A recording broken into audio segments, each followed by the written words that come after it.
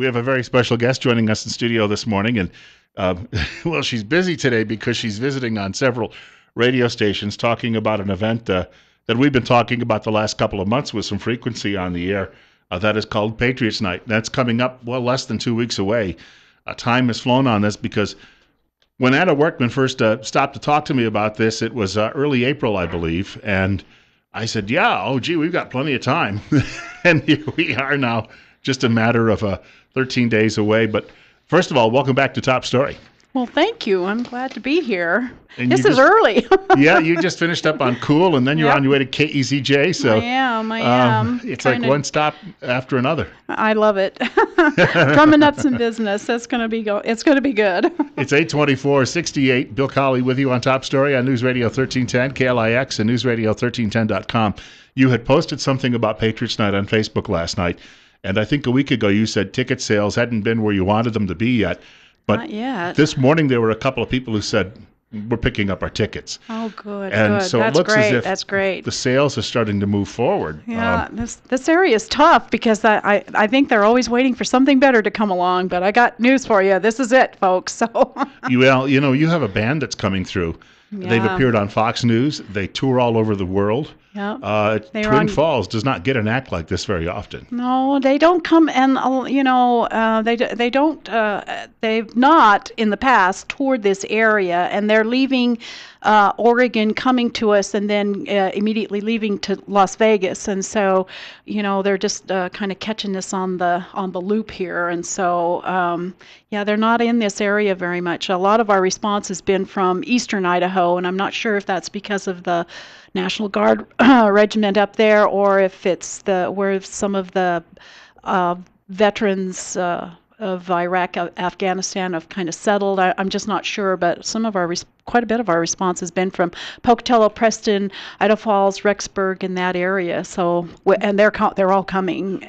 Now you need people maybe from here north toward Boise, northwest toward Boise, and you probably need people from Utah, Nevada, close by. Yeah. And a lot of patriotic folks in those places too. Right, and they every time I see anything on their website or on their Facebook page, it's when are you coming here? When are you coming there? And when I talked to Becky last Friday, she says a lot of people are always asking us, well, why don't you come over here and why don't you come over there? And she says we find out that they've missed it, and we've been within a couple of hours of them, and so she says getting the word out is just a real tough job. She says, but we've posted everything on the website, so they know we're coming.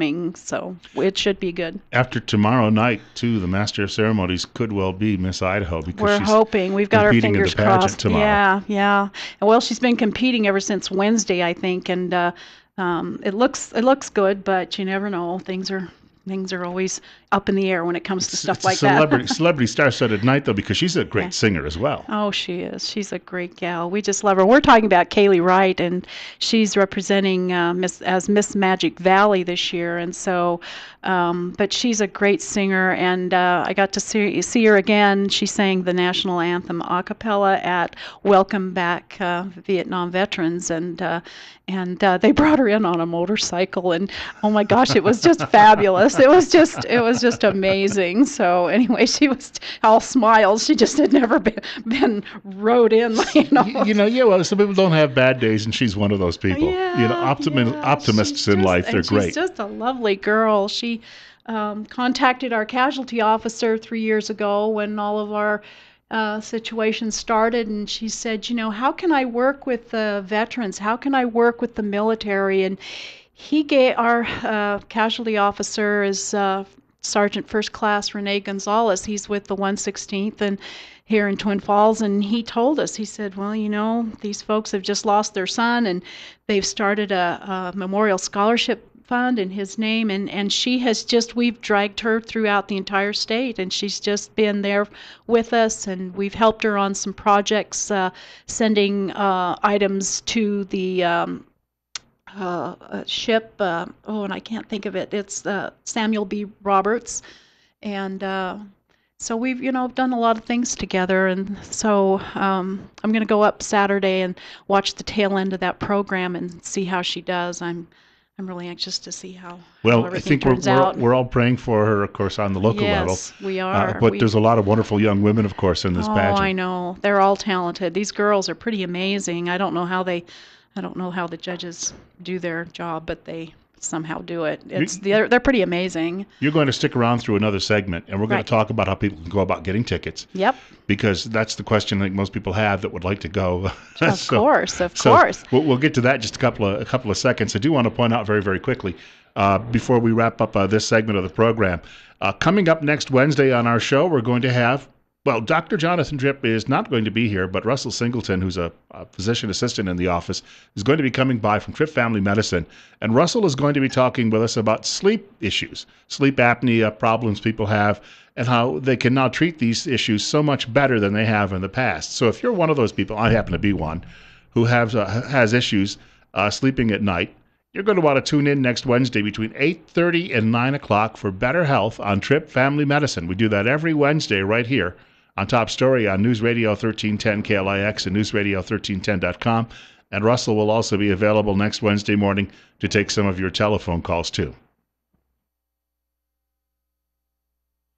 Our studio guest, Anna Workman, spending a few more minutes with us today talking about the upcoming event on July 2nd. That is 2 weeks from yesterday. It's called Patriots Night, taking place at the Performing Arts Center at the college, or campus rather, of Southern, campus of the College of Southern Idaho. I'll get that straight. I don't work with a script, so sometimes. I know. Yeah, It's hard to say. It's hard you're like trying There's to a lot organize. to get out.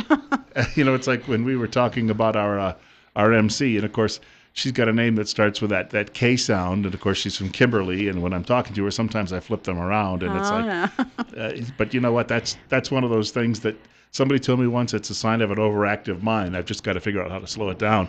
Exactly. But we want to thank Anna for coming in. You're on Top Story, of course, with us today. Bill Colley with you, too, as well, on News Radio 1310 KLIX and newsradio1310.com. Ticket sales for the event. Again, we've been sort of reviewing where people can go or where they can find them if they're looking forward to this. Yes, and they're available at Rob Green. And if you want a little bit of an inside secret, they're giving them away, a few of them, at their tent event. And so you'll kind of have to listen to, as we say, on another network, unfortunately. But so they are offering some tickets there at the tent sale, but they are also available at their GMC store, and then they are also on the website at sergeantchrisworkmanscholarship.com.